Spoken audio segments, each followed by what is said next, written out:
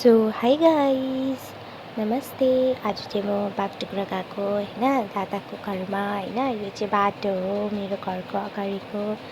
अनि दादाको मम्मीले चाहिँ बोलाउनु भएको थियो मलाई, किनकि म भोलि घर फर्किँदैछु, मतलब जयपुर।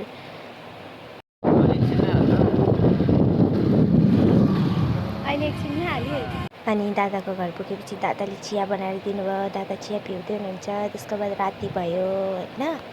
अनि चिया पिसकेर अनि त्यसको बाद राति भयो। अनि सोचेँ मोमो खाने भनेर। अनि मैले चाहिँ आँटा गुन्देँ होइन, भट्टाभट्टी। त्यसको बाद चाहिँ रेडी गरेँ। दादाले भट्टाभट्टी बनाउनु थाल्नुभयो मोमो होइन। अनि त्यसको बाद चाहिँ दिदी पनि आउनुभयो अफिसबाट। अनि दिदीले पनि हेल्प गर्नु थाल्नुभयो मलाई होइन।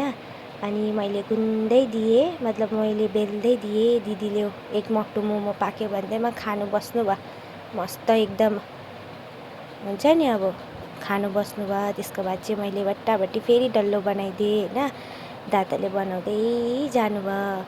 अनि फेरि त्यसको बाद दिदी र दादाले बनाउँदै जानुभयो। अनि म पाकिसकेर मोमो यस्तो भयो।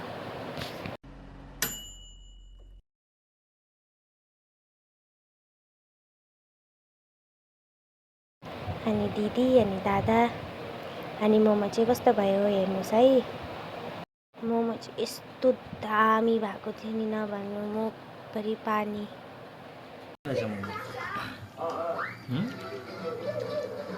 चटनी अलग मजा। ए बिंदी तुड़ेको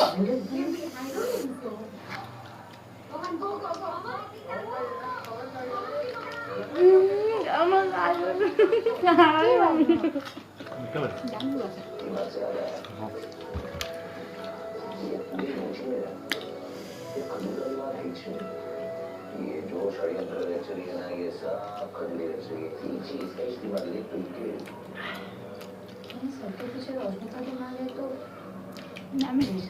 चाहिँ मोमोको सुप पनि आन्टीले बनाउनु भएको थियो। अनि आन्टीले बनाउनु भएको थियो, दादाको मम्मीले।